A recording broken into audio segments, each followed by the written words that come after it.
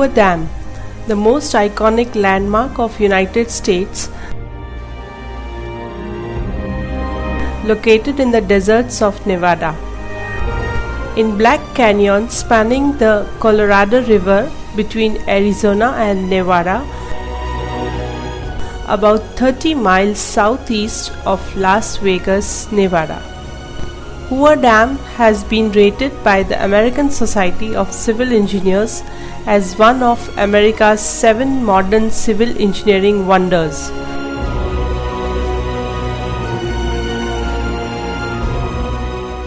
Do you know when this dam was made and why? During the times of Great Depression,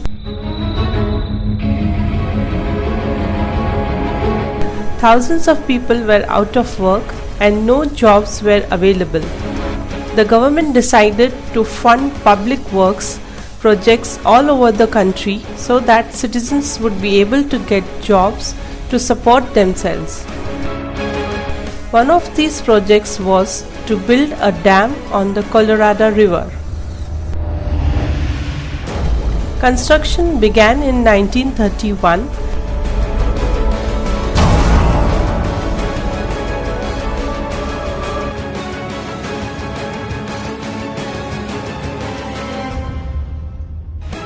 And Hoover Dam was completed in 1936.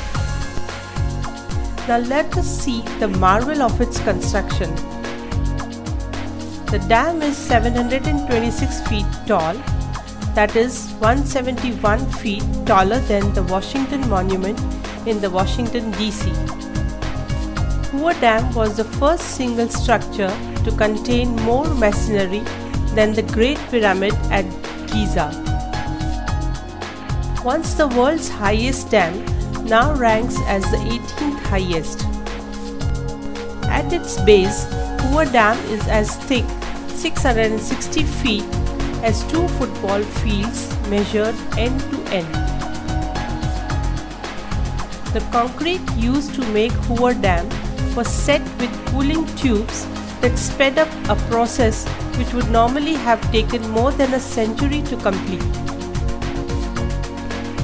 There is enough concrete in Hoover Dam, about 4.5 million cubic yards, to build a 2-lane road from Seattle, Washington to Miami, Florida, or a 4 feet wide sidewalk around the earth at the equator.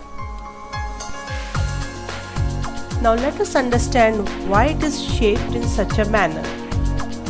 From the engineering point of view, the Hoover Dam is an arc gravity type dam. This is a hybrid of an arc dam and a gravity dam that combines the strengths and benefits of both types of dam.